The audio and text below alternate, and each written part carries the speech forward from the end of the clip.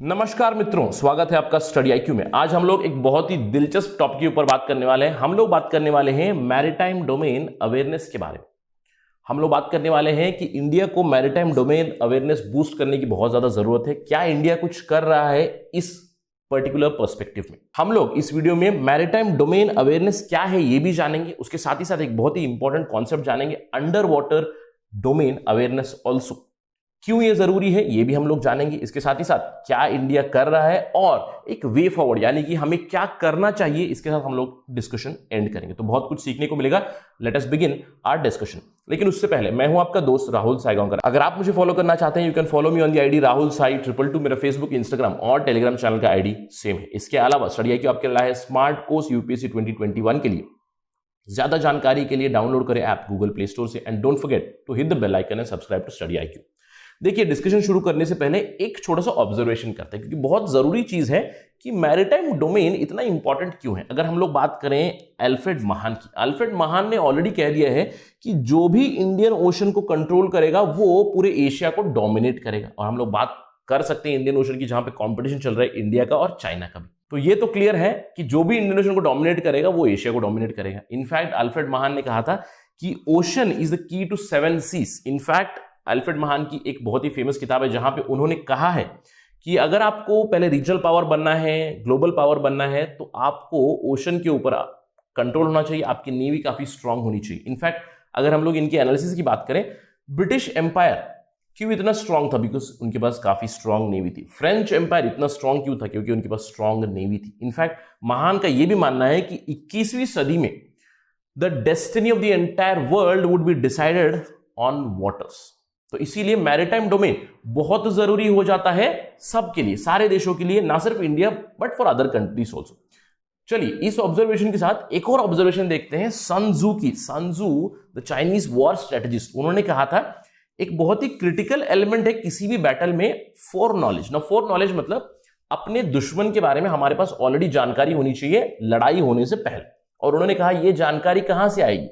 ये जानकारी आपको कोई भगवान नहीं दे सकता, कोई आकाशवाणी नहीं दे सकती, कोई स्पिरिट नहीं दे सकती, आपको कोई हिस्ट्री नहीं बता सकती। इसके लिए क्या चाहिए? इसके लिए आपको चाहिए एडवांस टूल्स और आपके आदमी जो आपको दुश्मन के बारे में नॉलेज दे, जिनके पास दुश्मन के बारे में नॉलेज हो। इनफैक्ट सन त्जू ने यह कहा था कि अगर आपके पास दुश्मन के बारे में फोर नॉलेज है तो आप पूरा वॉर यानी कि जो लड़ाई होगी उसका फॉर्चून ही बदल सकते हैं।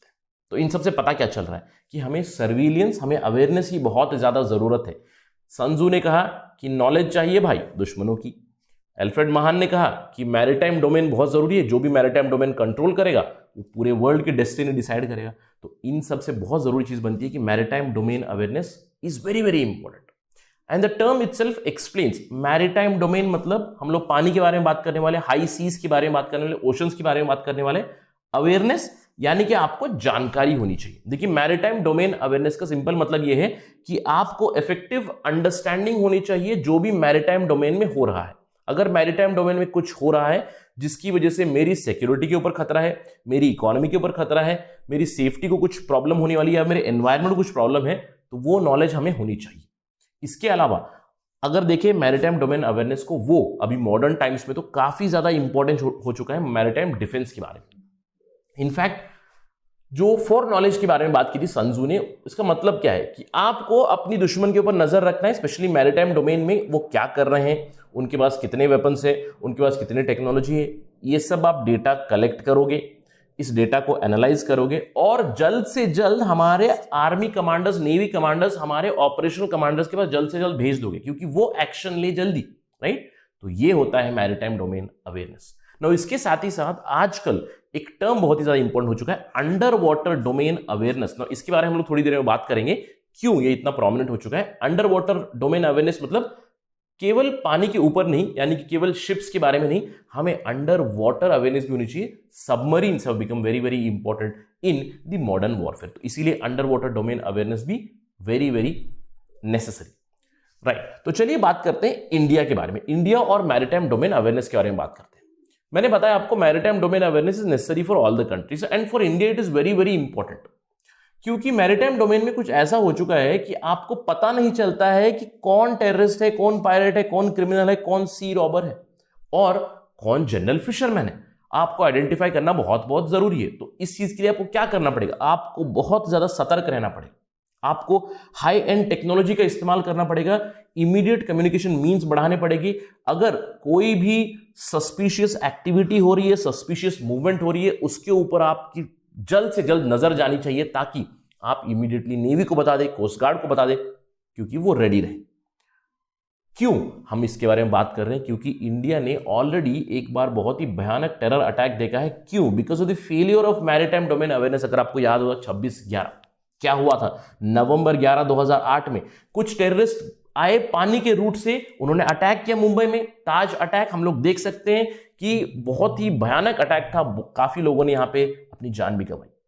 और ये सब क्यों था? It is because of the maritime surveillance failure, it is because of the failure of maritime domain awareness itself.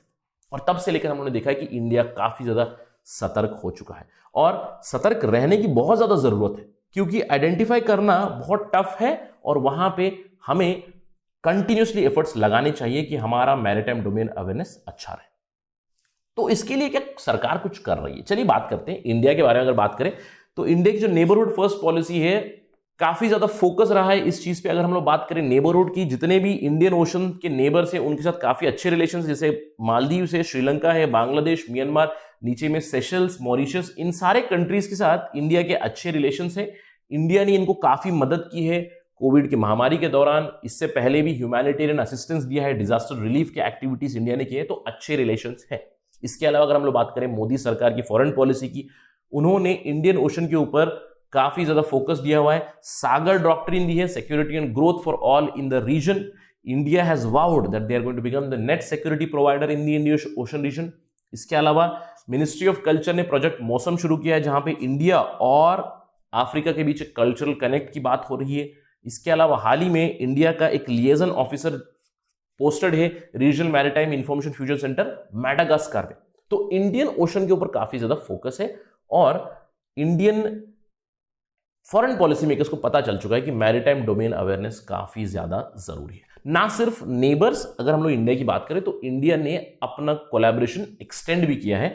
जब से इंडो पैसिफिक का पैराडाइम शुरू हुआ है, तब से हम लोग देख रहे हैं कि काफी ज्यादा फोकस इसके ऊपर भी है। देखिए अगर हम लोग बात करें इंडिया की, इंडिया ने क्वाड को प्रमोट किया है। यहां पे there is Australia, there is Japan, there is India and there is United States in this quad. Malabar exercise होता है, इंडियन नेवी, यूएस नेवी और जापान नेवी, और इस बार तो ऑस्ट्रेलिया भी इसमें भाग कर चुके हैं। इसके अलावा फ्रेंच कनेक्शन के बारे में हम लोग एटलीस्ट 2 वीडियोस में बात कर चुके हैं, जहां पे हमने बात की है कि इंडिया ने फ्रांस के लिए डोर ओपन किया है इंडियन ओशन का। फ्रांस ने एक इंडो पैसिफिक स्ट्रेटेजी बनाई है, जहां पे इंडिया ने उसको वेलकम किया है। तो France is being welcomed in Indian Ocean region, और in return India is gaining ground in the Gulf region, जहां पे फ्रांस इज सपोर्टिंग इंडिया।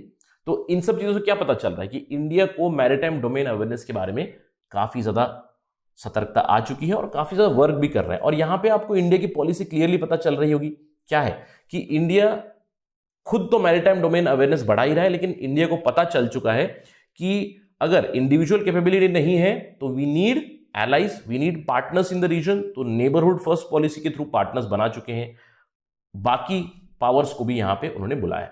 लेकिन कोई भी डिस्कशन अगर इंडिया के बारे में चल रहा है, इंडियन ओशन रीजन के बारे में चल रहा है, that would be incomplete without China, right. अगर हम लोग बात करें चाइना के बारे में, देखिए इस पर्टिकुलर इमेज में आप देख सकते हो, मैंने बात की है रिपोर्टेड पायरेट अटैक्स के बारे में, जहां पे फोकस करने की जरूरत नहीं है, लेकिन फोकस कीजिएगा इंडियन ओशन रीजन में कंपटीशन काफी चल रहा है इंडिया और चाइना का। देखिए अगर बात करें, चाइना ने ऑलरेडी ग्वादर पोर्ट डेवलप किया हुआ है, सीपी से डेवलप किया है। इसके अलावा हम्बनटोटा में उनका प्रेजेंस है, बहुत सारे पोर्ट्स हैं। हम लोग बात कर चुके हैं स्ट्रिंग ऑफ पर्ल्स के बारे में, और इसके रिटेलिएशन में मैं कह सकता हूं कुछ हद तक इंडिया ने भी अपनी प्रेजेंस कर दी है सेशेल्स में, मेडागास्कर में, मॉरिशियस में, और अपने कोस्ट रीजन में पोर्ट लेड डेवलपमेंट चल रही है, सागरमाला प्रोजेक्ट चल रहा है, राइट। और जब से इंडिया और चाइना का स्टैंड ऑफ हुआ है मई जून 2020 से, तब से तो इंडियन मैरीटाइम प्लेयर्स ज्यादा सतर्क है, क्योंकि बहुत बड़ी पॉसिबिलिटी है कि अभी चाइना मैरीटाइम रूट से भी इंडिया को काउंटर करने की कोशिश करेगा, राइट। तो इसकी वजह से काफी ज्यादा इंपॉर्टेंट होता है ये मैरीटाइम डोमेन अवेयरनेस। और अगर बात करें अंडर वाटर डोमेन अवेयरनेस की क्यों जरूरी होता है, हाल ही में चाइना का एक अनमैन्ड अंडर वाटर व्हीकल, याद रखिएगा, not aerial but under water vehicle, think of it as a submarine where there is nobody present, right? It is unmanned under water vehicle. इसको डिस्कवर किया गया था इंडोनेशियन आइलैंड के करीब। Although Indonesia के पास हो रहा है, लेकिन इसका क्लियर कट इंडिकेशन हमारी की तरफ भी जाता है, क्योंकि हमें भी तैयार होना चाहिए। इससे एक पता चल रहा है कि चाइना शायद इंडियन ओशन रीजन का जो टेरेन है उसको मैप कर रहा है, ताकि वो अपनी अनमैन्ड अंडर वाटर व्हीकल की जो कैपेबिलिटी है वो बढ़ा दे। और इंडिया ने ऑलरेडी इसकी तरफ सतर्कता दिखा दी है। India has also move to expand their own capability. देखिए, इंडियन नेवी ने हाल ही में 2 सी गार्डियन ड्रोन्स को इंडक्ट किया है, जो इंडिया ने ली है लीज से, यूनाइटेड स्टेट से। इसके अलावा इंडिया के पास 9 P-8I सर्विलियंस एयरक्राफ्ट है और 9 और आने वाले हैं सर्विलियंस करने के लिए इंडियन ओशन रीजन में। तो हम लोग काफी ज्यादा सतर्क हैं। We have understood that maritime domain awareness is very very important. लेकिन क्या ये काफी है? देखिए, हम लोग बात कर चुके हैं मैरिटाइम डोमेन अवेयरनेस के बारे में, जहां पे अवेयरनेस यानी आपको जानकारी होनी चाहिए। अगर आपके पास कैपेबिलिटी नहीं थी तो आपके एलाइज के पास तो होनी चाहिए। तो इंडिया का क्लियर कट पॉलिसी क्या रहा है? हम लोगों ने बात की है इंडो पैसिफिक कॉन्सेप्ट की, और हमने बात की है इंडिया का यहां पे पॉलिसी क्या रहा है, इंक्लूसिविटी और ओपननेस। तो इसीलिए नेबर्स को हम लोगों ने साथ लिया है, जो भी मैरिटाइम प्लेयर्स है उनको साथ में लिया है, बड़े प्लेयर्स को भी इंडियन ओशन रीजन में बुलाया है। तो इन सब से क्या पता चल रहा है कि we are understanding that we need more and more information, more and more data. Yes, we have wide shipping agreement with about 21 countries in Indian Ocean. लेकिन इंडिया का अगला स्टेप क्या होना चाहिए? इंडिया का अगला स्टेप होना चाहिए कि ये जो अभी इन्होंने नेबरहुड के साथ एक कोलैबोरेशन किया है, मेजर पावर्स के साथ कोलैबोरेट किया है, वहां पे कोऑपरेटिव और जेन्युइन इंफॉर्मेशन शेयरिंग होनी चाहिए। तभी जाकर ना सिर्फ इंडिया की बट पूरे रीजन की मैरिटाइम डोमेन अवेयरनेस बढ़ेगी। That would be the next step. India has taken very good steps, but a lot more needs to be done if we want to counter the Chinese and if we want to dominate the Indian Ocean region. That is it from my side on this part of discussion. Thank you for watching. Jai Hind.